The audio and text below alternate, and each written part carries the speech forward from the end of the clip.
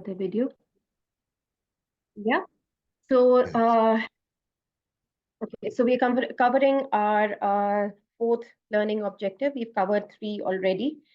So in this learning objective, you should be able to create a plan and implement effective change within a health and social care organization.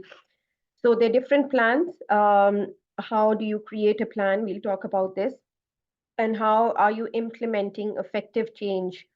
So change, obviously, you can implement change, but how would that change be effective through your plan that you're creating for within your social health and social care organization?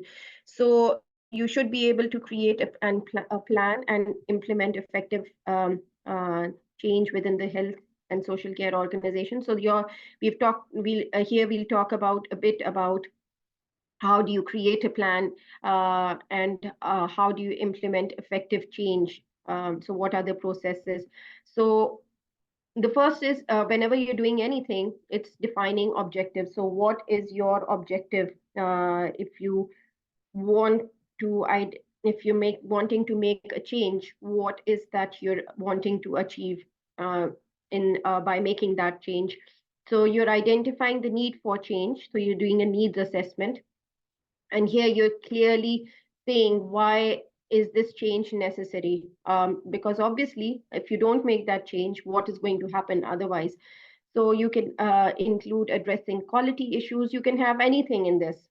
Other examples are improving your patient outcomes. So your patient surgery times, they're waiting for surgeries. Those are reduced, or your patients, if they're waiting, there's a long waiting list, they could have them shorter. But again, the needs have to be very genuine. So obviously you have several needs, but how do you identify the most important needs? Because you can work on several needs, but it's important to work on things one at a time. And then you can, another example could be responding to regulatory changes. So there have been certain regulatory changes within your organization. How do you go about and change things in your organization in line with these regulatory changes, or enhancing the efficiency of the organization, or wherever you're working, if that change enhances efficiency.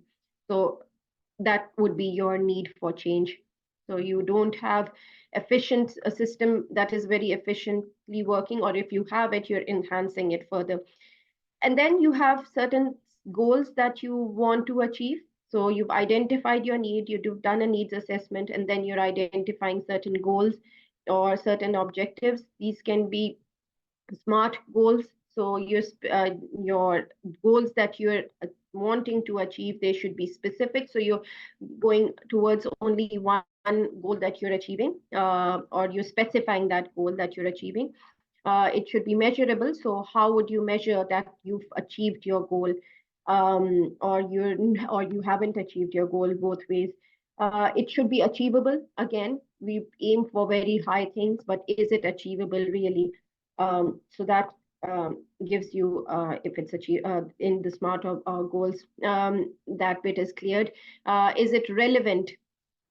So within your context, is it relevant that whatever you're focusing on, is it something that's not to do with your organization, or is it relevant? Does it make sense that it's a part of your like where you work? And is it time bound? So you can have goals that go for years and years, but there should be a time boundedness in every goal, so that you know that, okay, this is when I would be able to achieve this goal. So that time boundedness gives you a certain time frame that, okay, I have the whole year, but what if I keep myself very stringent and then I focus on other SMART goals then? So these goals should align with your organization's missions and strategic priorities. And then after you've done this defining the change objectives, you've identified your change and set up specific goals, then you're building a change team. Nothing obviously is possible without teamwork. So you're selecting your leaders. A leader will be there.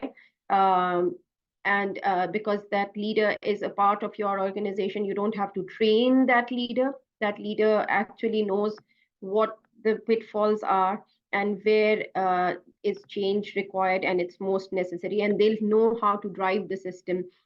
And then from form a cross-functional team. So always teams, but when you have different departments, they can look at things that you don't look at them in that way. So they can give you different perspectives on what your change should be. And yeah, so you're giving them also the right to involve, to be involved and to bring about that change. And it's the extent to which you want their involvement. So some teams can have like if you have a recruitment policy that has just been implemented and you want to bring about a change, like it's been announced and you want to bring about a change. I'm giving an example. So you could involve a team that is just there for the recruitment process and not looking into other change components. So you can do that also. And then the third step is conducting a readiness assessment. So you're seeing, analyzing what current state of the organization is in, and assessing your processes, your culture within the organization, your resources, different technologies, different diff, whatever it is within your organization. So this is a baseline assessment that you've done, and leading from there, you identify areas that require change and readiness of the organization to those for those changes. So do you have how much do you have to put in effort to change to bring about that change? So is your how ready is your organization for those changes? So, and then the fourth step is developing a change management plan. So, as we discussed yesterday, that the change is there, okay, but how is that change going to be managed? So, that plan should be there. So, you're identifying stakeholders, and obviously they can be external and internal stakeholders. You're going and talking about what communication strategies would you have, because if you're making a change, you have to manage that change. So you have to have communication to and fro. So different stakeholders, how are you going to communicate with them? How often are you going to communicate with them? How are they going to communicate, or how often do you want them to communicate with you? And that is something that you would want. It's not something that obviously would always happen, but you're addressing concerns. Why would you, if there's a communication plan that you have made, you could always put in things that you suspect that could happen and go wrong, sorry. Provide regular updates and maintain transparency is very important in communication. That doesn't mean that when you're communicating to someone who needs certain information, you're giving out all that the information. So they every stakeholder needs the relevant information that they can make use of while you're developing change management. Yeah, and then training and education. So obviously, some staff would not have proper training.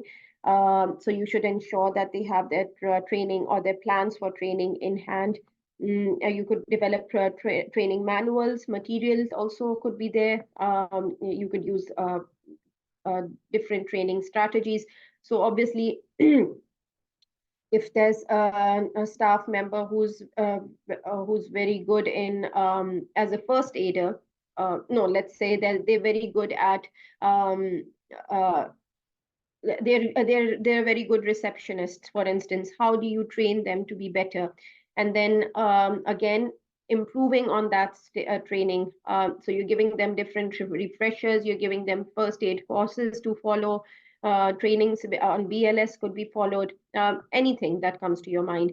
So it's a continuous education, and it helps the staff to remain satisfied with the system, and obviously then the system benefits, change resistances, or different barriers. You could assess different barriers. How would they have an impact, what sort of impact would they have while they're resisting change, and how would you address them? So you're developing different strategies in order to assess them. Encourage open dialogue, involve staff in the change process.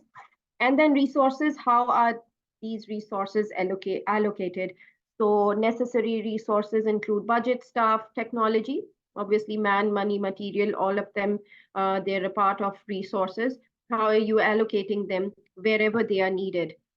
And then the fifth bit is implementing that change. So we talked yesterday about, I'm not sure if we did, but it's pilot testing. So before you're doing the whole exercise, or the whole change is you're bringing it about within your organization, you're doing a little pilot testing, and the objective of pilot testings are that you're seeing what goes right and what doesn't go right, what went wrong and why did it go wrong. So you're controlling. It's in a controlled setting, so it's not a large chunk of population or the whole organization that you're implementing change on. It's a pilot testing involves only a small to start with bit, and then it helps you in fine tuning and identifying any unforeseen issues. Monitoring your progress, so different KPIs can be used to track outcomes, adjusting your plans, and then feedback and adaptation. There you continuously want feedback from different stakeholders, and then how would you use this feedback to make adjustments?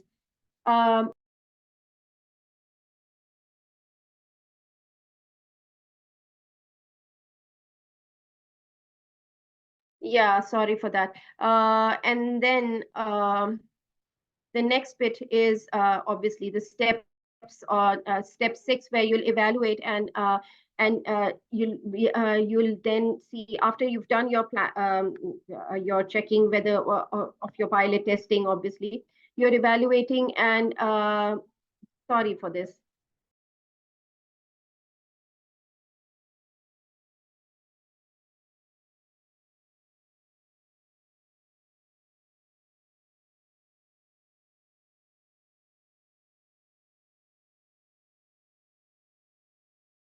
Yeah. So evaluating and sustaining the change, this is the step 6. So you're evaluating outcomes, you're evaluating whatever outcomes there have been with regards to the impact of your change. So the impact could be, what impact was there on your quality, on your safety, efficiency, and patient outcomes. So different outcomes could be assessed. And then you're comparing actual results of your predefined goals and objectives.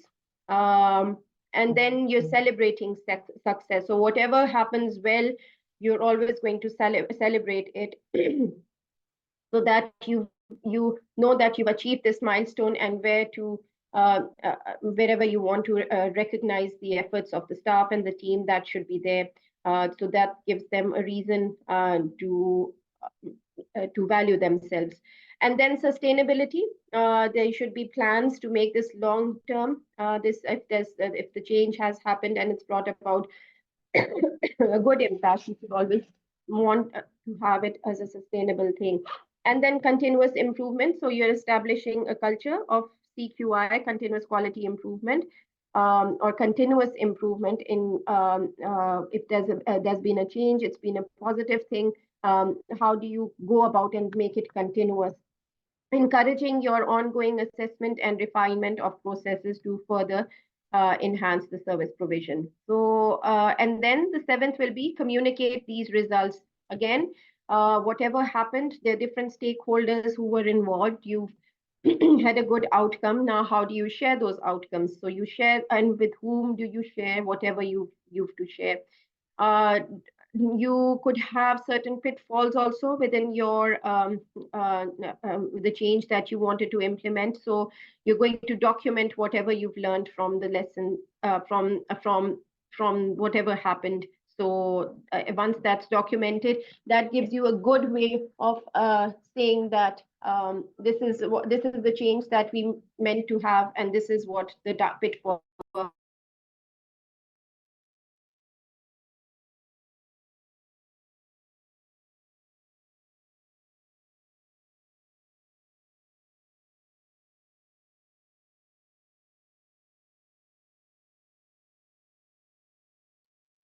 Hello? Hello? Sorry about that. Yeah, that was just an emergency. Yeah. It's So okay. then you're reflecting and planning on future changes. So once you've learned your lessons, you reflect and learn. So reflective exercises are really good because they give you a sense of what happened wrong and how would you go and make an improvement. So reflection can be from different teams also. Different teams could be there to reflect on the changes that you've made.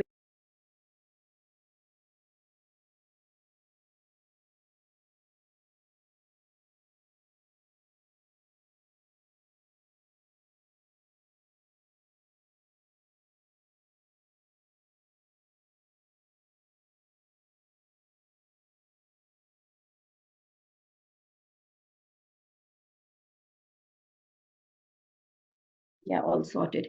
And then the plan for future changes. So you're using the knowledge and experience that you've gained from the current change initiative, and then you're informing and planning for future changes. Uh, yeah, in summary, so you have these effective change management in your healthcare and social care organizations. These require systematic and adaptable approaches. You're engaging stakeholders, you're taking clear communication from them, and you're continuously monitoring and adapting to the change that you want to achieve. And you're having smart goals that you have there, and you have different teams assessing the change and how could they best implement that change and make it sustainable. And then you're sharing whatever went right, whatever went wrong within that change process. So this change obviously has to be aligned with your organization goals. Anything that's not aligned with your objectives or your organization's goals would not be very, um, it wouldn't be very easy to be implemented, that change, obviously. So it has obviously your emissions, your goals of your organization should be in your mind. And it provides this alignment provides a framework where you're prioritizing changes that contribute to the organization's long-term success. So your focus should be obviously to your organization's success, which should be long-term. And obviously, you want to bring about a change that the organization cannot afford at that moment, but you could always have that as a future endeavor. You could make that as a change when your organization is actually ready for that change. That is where we see the readiness, whether our organization is actually ready for the change or not. And then sustainability. So how sustainable is that change that you're making? So anything that happens positive, you should be making sure that it's sustained for a longer duration, because again, you don't want to do all the exercises again. That's pretty hard. And then patient and service user centered care.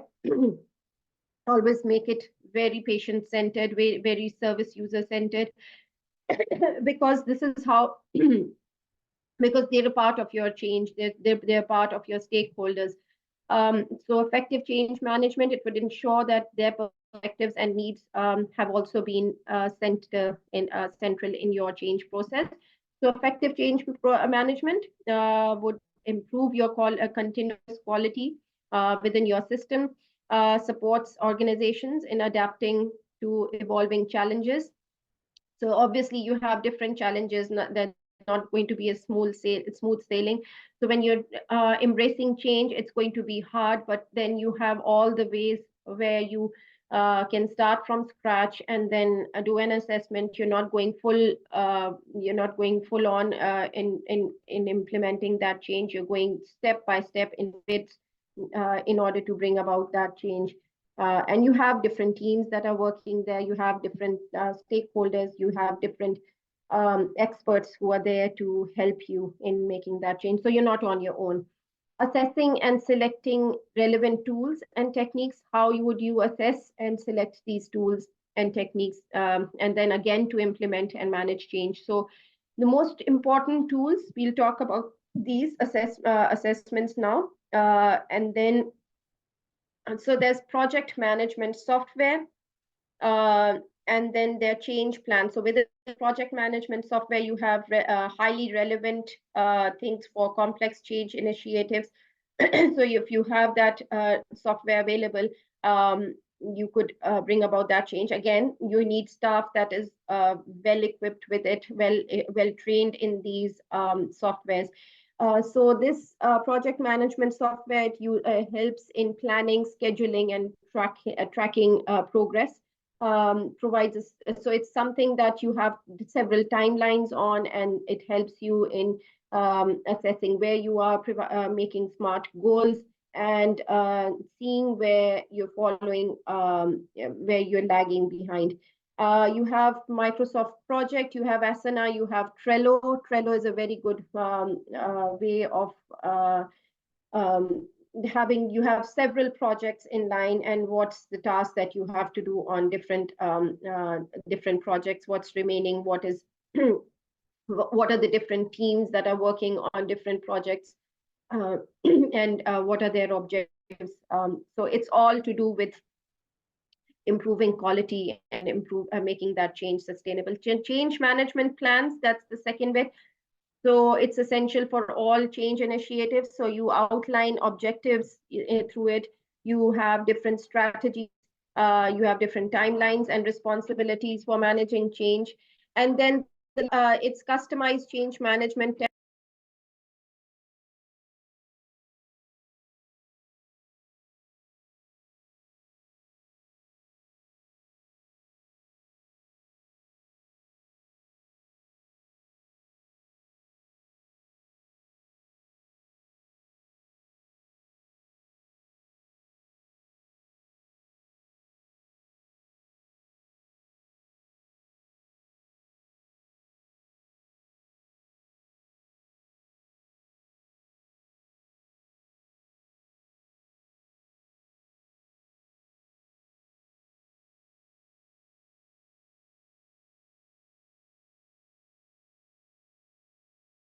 Yeah. So the examples of this are customized change management templates.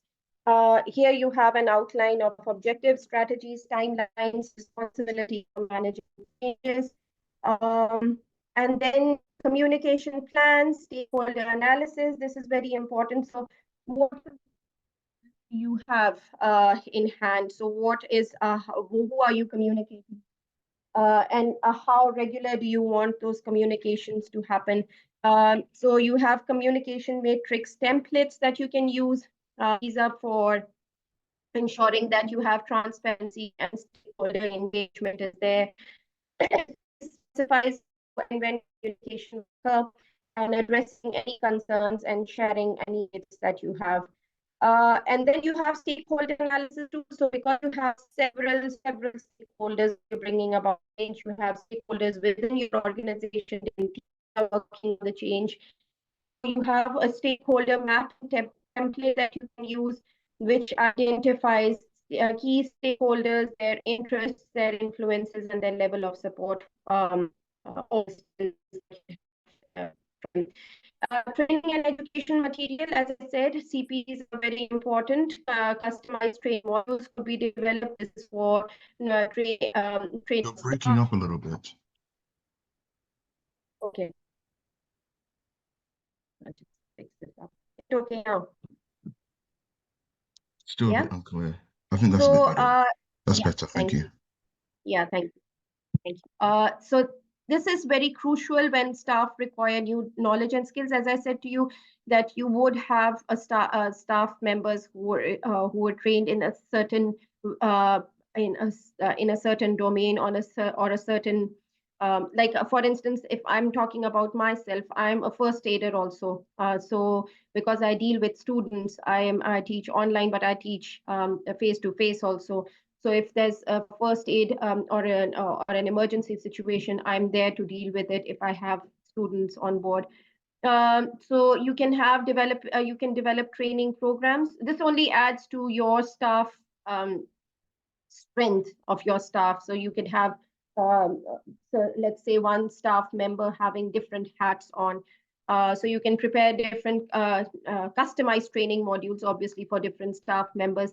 And then you can have key performance indicators. You can have dashboard templates for tracking your KPIs.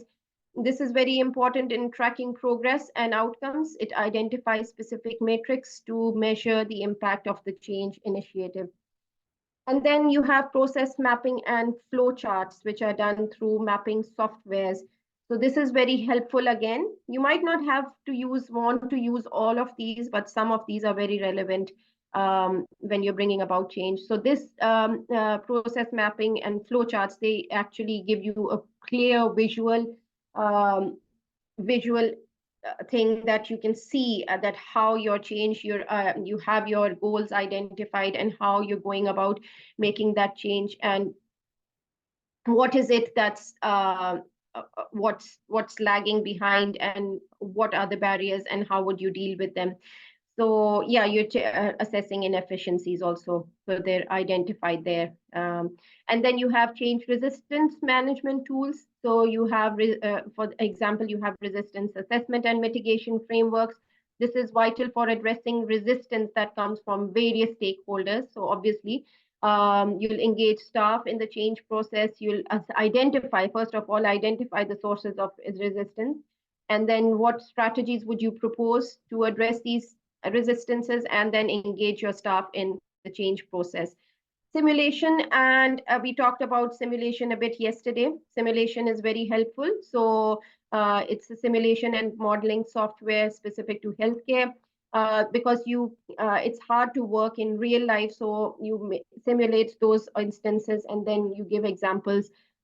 So this can also be used to bring about a change. So this is useful for complex healthcare process changes. This allows for testing and simulating the impact of change before it's implemented. And then you have collaborative platforms. You have Microsoft Teams, obviously, for collaboration and for good communication. You have Slack, you have custom intranet platforms. These are facilitating change and communication and networking within different organizations, within different teams. Root cause analysis tools, fishbone diagrams, 5 whys. So but why techniques can be used. The fishbone diagram is very helpful in assessing what the root cause was from different perspectives. So you're identifying and underlying causes for the problem, and you're coming towards the solution. And obviously, you'll involve different teams in these processes. But why technique obviously happens, like you talk about a certain thing that happened, positive or negative, and you keep asking questions until you come to a proper answer. And you keep asking questions that why did this happen, and you keep talking about different steps and different things that happened within the process, and you keep asking questions, but why, and this is how the process goes. Lean and Six Sigma tools, we've talked about this earlier. So you have different examples here. These are for effectiveness, for process improvement, and there are various tools that you can utilize and techniques that reduce waste, enhance efficiency, and improve the quality within the system. Patient and staff feedback mechanisms are very important. There you have different surveys, you have suggestion boxes, you have focus group discussions. These can be made available for staff and patient for understanding whatever concerns there are while you're making those changes. And then you have technology adaptation tools, in which you have electronic health record systems, you have telehealth platforms, you have data analysis tools. These are essential for IT related changes. So everywhere, everything that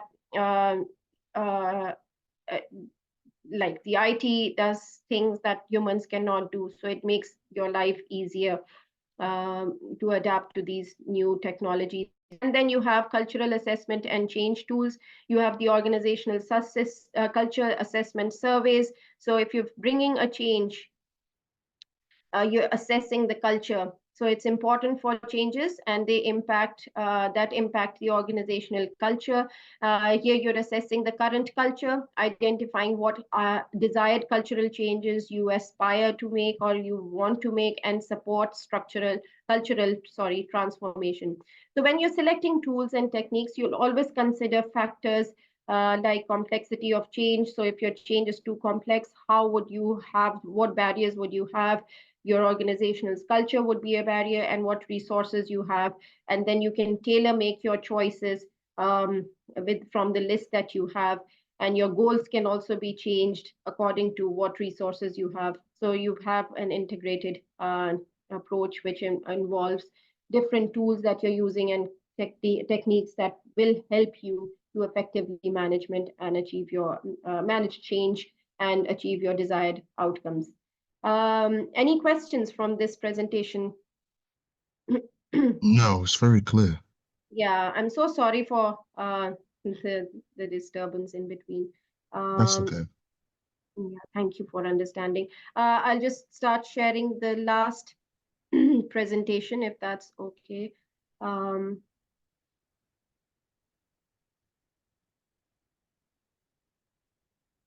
So yeah, so your fifth and your last learning objective is to be able to analyze stakeholder responses to organizational change. We talked about different stakeholders, different perspectives of stakeholders, and how would they then, how you're going to analyze how their responses would be to any organizational change. So they're different, obviously, within the organization, their stakeholders, and outside the organization, also their external stakeholders. So resistance to change, we'll talk about the organizational structure, behavior that's there already, organizational policies that people want to adhere to, they don't want to leave them. Power and influence will always be there. Some influential groups will always be there who will want their position to always remain strong. Types of conflicts, you'll talk about interpersonal, intrapersonal, intergroup. There are different conflicts that keep happening, and so you're planning a change, obviously there'll be conflicts also. There'll be challenging ideas for that change also, obviously. So your sources of conflicts, if you know what sources there are of conflicts, you're going to then manage those conflicts, and then you're going to practically apply them. So some key terminologies. So what are stakeholder responses? When you're analyzing stakeholder responses, and when you're bringing about a change, it's crucial for understanding the impact of change. So how would different stakeholders respond to different changes? How would the staff respond to a change in the organizational team, let's say? So you're seeing that some parts, some bits in your team, for instance, are not working well. Some components are not working well. So you want to bring about a change, but that means that the staff will have to be there 9 to 5, let's say, and initially it wasn't there. So you might have that resistance also. So how would you want to bring about that change and not make the staff feel unheard also, or if it's the staff that's if you're considering, or is it other stakeholders that you're considering the service users, their families, community members. So first of all, you're identifying and categorizing staff, the stakeholders. So internal stakeholders and external stakeholders are there, what their influences are, what their level of influence is, what is their interest, what are their objectives, and what potential impact would they have on the change initiative. This will help you prioritize your engagement efforts and how much you want them to be a part of the change. Collecting data on stakeholder responses. So you're taking different methods, or you're involving different methods, like you're involving surveys, you're including interviews, different group discussions that you can have, focus group discussions, feedback forms, informal conversations. These are all to have an understanding of what the stakeholder responses would be.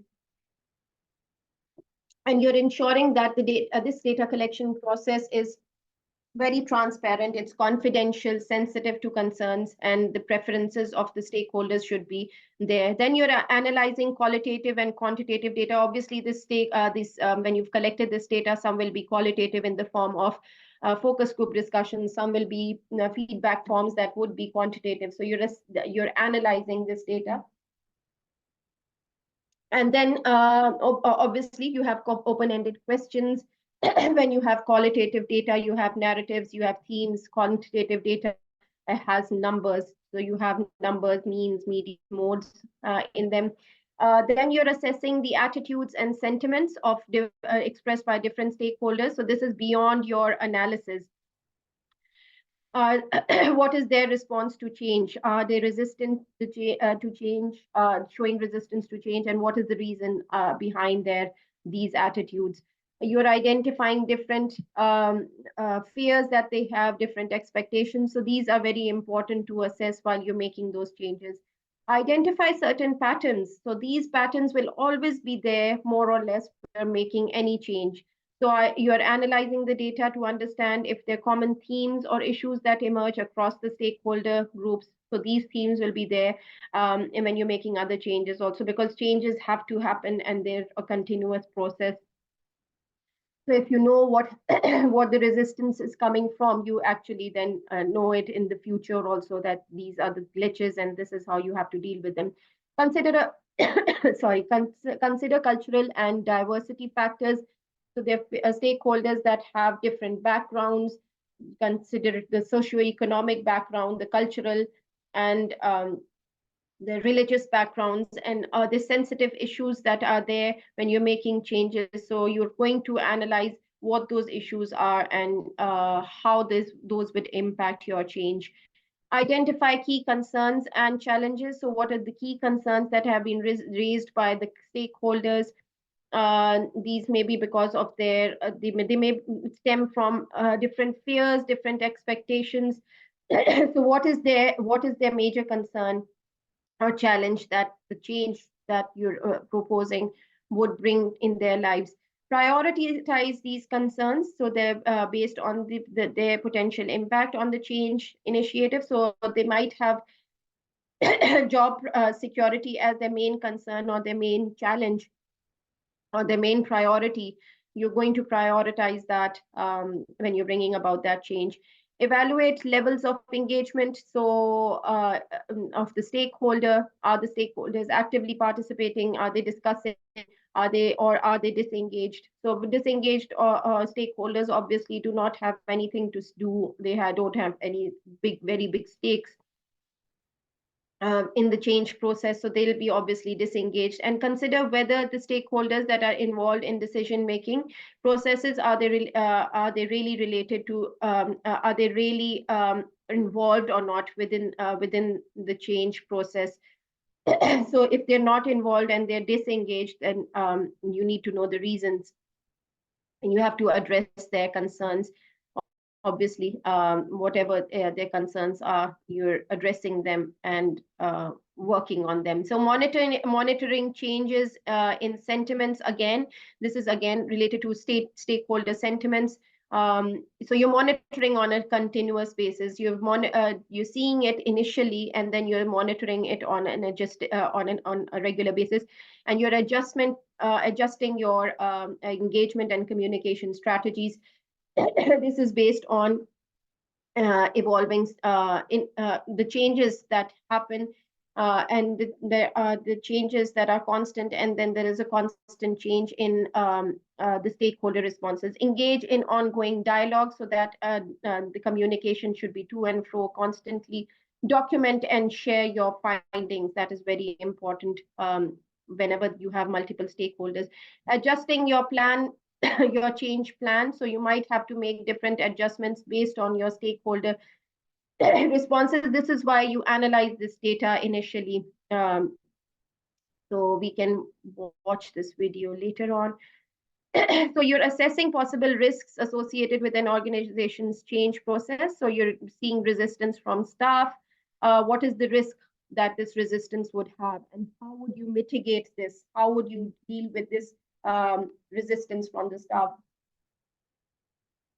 So you could engage staff early, involve them in decision making, provide them training and support them to address certain concerns.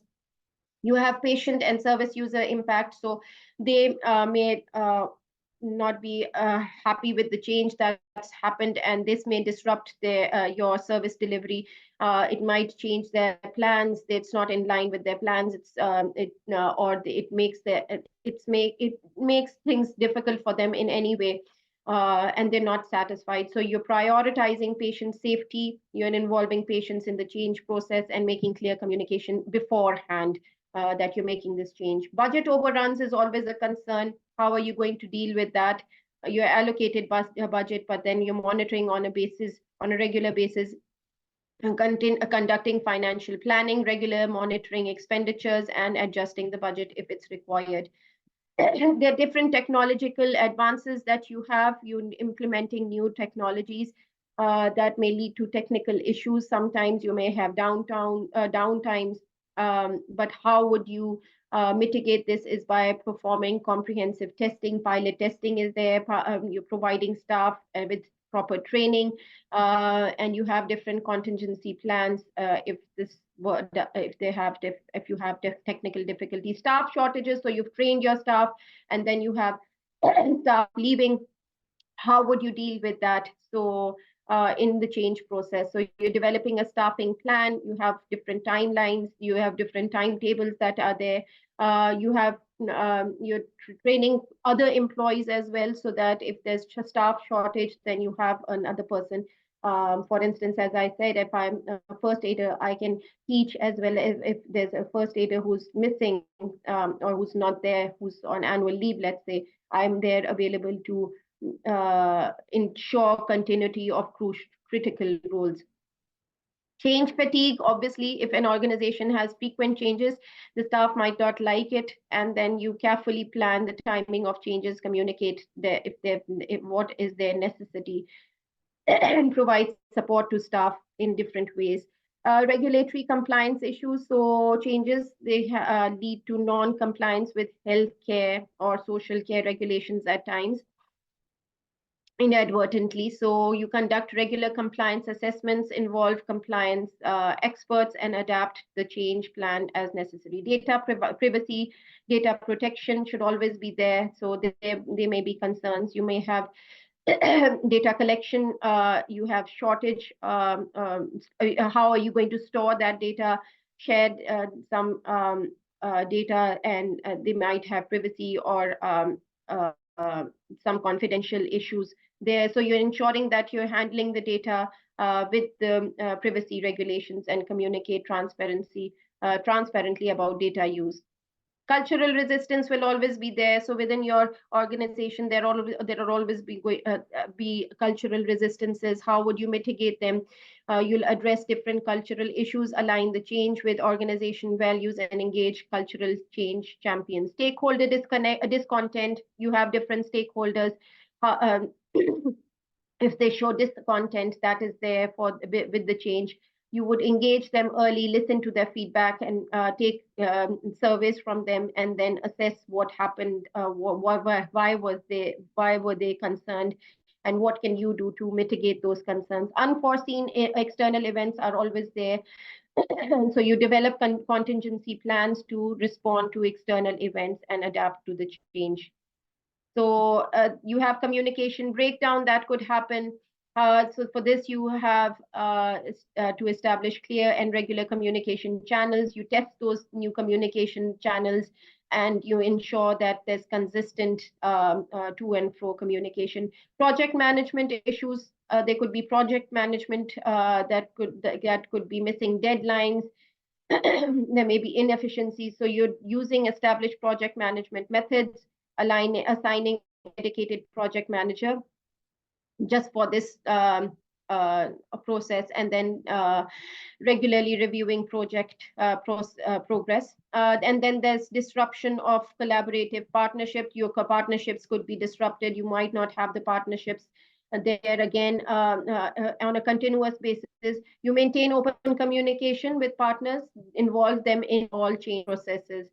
Reputational damage could happen there. So the change could harm your reputation, your organization's reputation. So you're involving reputation management in your process. You're communicating transparently and highlighting positive aspects of the change. Here we apply a stakeholder analysis. I'm going to quickly go through this because there's a lot to discuss. Any questions, please let me know in between. So you're identifying, so you're in this analysis, this is a very valuable approach in order to understand what resistance is and how that can be dealt with. So first of all, the first step involves identifying your stakeholders. So you have a comprehensive list of people who are directly impacted through the change and indirectly impacted through the change. The stakeholder influence and interest. So how is their influence going? Is it high, medium, or low within the change process? What is their position? What is their authority within the change process within your organization? Stakeholder interest. So different stakeholders have different interests. They may be highly interested, moderately, or minimally interested. So what it depends upon their roles and responsibilities and their own interests. Mapping stakeholders, create a stakeholder matrix. This is very helpful and visualizes which stakeholders are in each quadrant. So there's high influence, high interest, high influence, low interest, low influence, high interest, and low influence and low interest. So you have a 2x2 table for this with 4 boxes there, and then you can assess in this matrix whoever lies where. So analyzing stakeholder perspectives, there's high influence, high interest. You have, I'm not going to go into details of this.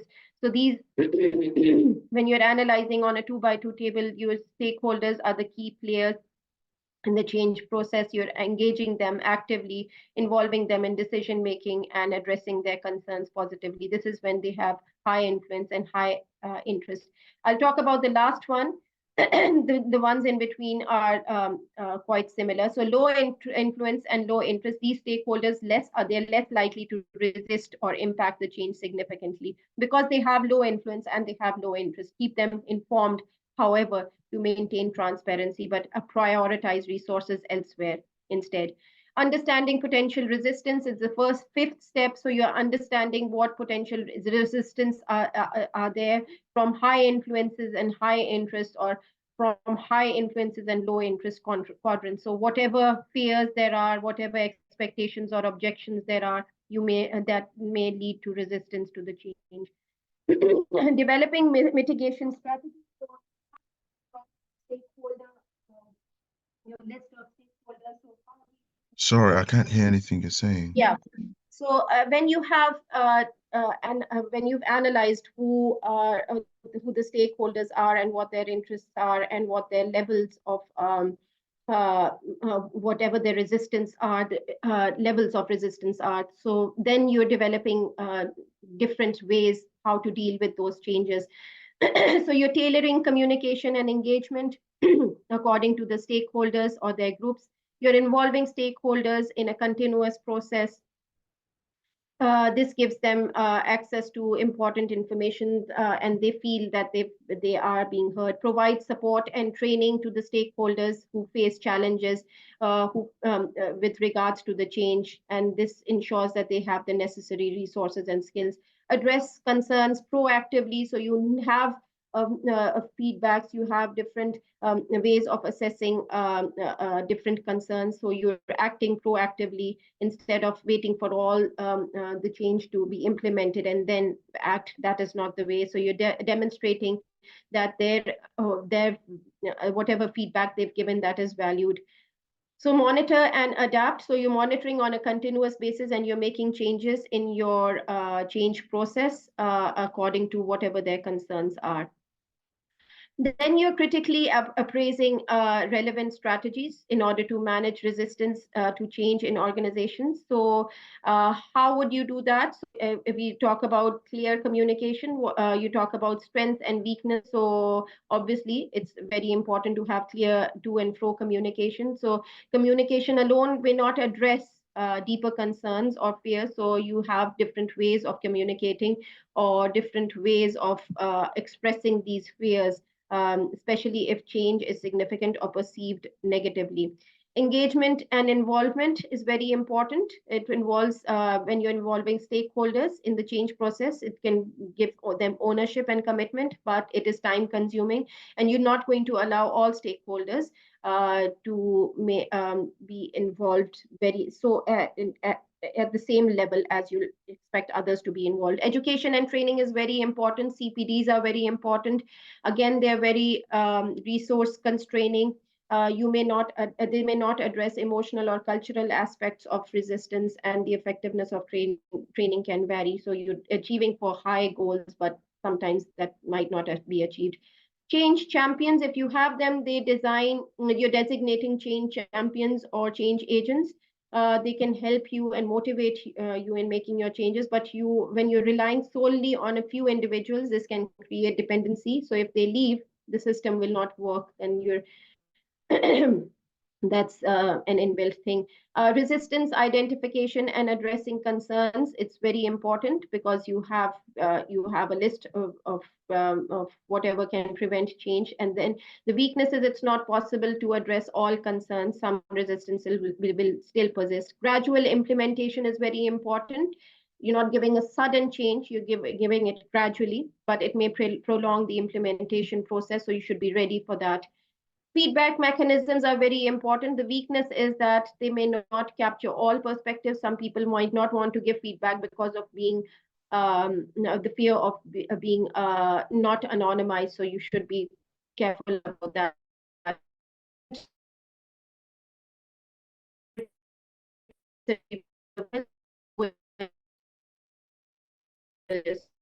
You're breaking up a little bit again. Yeah. Yeah. So this crisis-driven change, it can lead to fatigue and burnout, because you're not focusing on the change, but you're focusing on crisis actually. And then there's long-term sustainability that can be affected because of this. Leadership support. So strong and visible leadership is important, but the weakness is that it may not be the only thing that is required. Conflict resolution, as the name suggests, it's very important, but then it can also be time-consuming.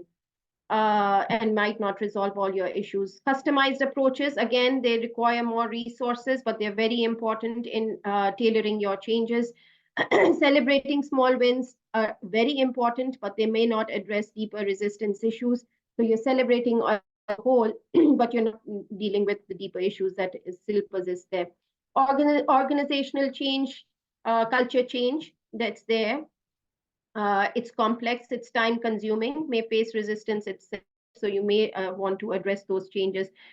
Contingency plans are very important for if this plan doesn't work, what if we have another plan? So you're planning for all possibilities, but this can be resource training as well. Behavioral economics principles. So incorporating these are very helpful towards desired behaviors and acceptance of change. However, they may require expertise in different aspects, which you would have to be ready for. Then you're evaluating effectiveness. Samuel, I was just looking at the time, and I have another session in line. I'm not sure if I'll be able to cover this completely. I see. Yeah. So I just had a question. Are you available tomorrow? Yes, I am. Can I have this session with you, the remaining session? So these all slides, I can just give you a quick, it doesn't have to be an hour-long session. It could be half an hour also. That's fine. So we could just wrap it up tomorrow. Yeah. So what time would be suitable for you? Same time. That's okay. Okay. 10 o'clock will be fine. Okay, that's fine. So thank you for being there, and thank you for your patience also today. I had Thank you some very problems. much. Yeah. You take good care, and I'll let you know about the schedule. Okay. Okay, Take care. thank you. Have a nice day. Bye. Yeah. Could you send me the recording? Yes. Yeah, sure. I'll ask them to share it with you. Okay. Thank you very much. Thank you. Have a nice day. Bye. Bye.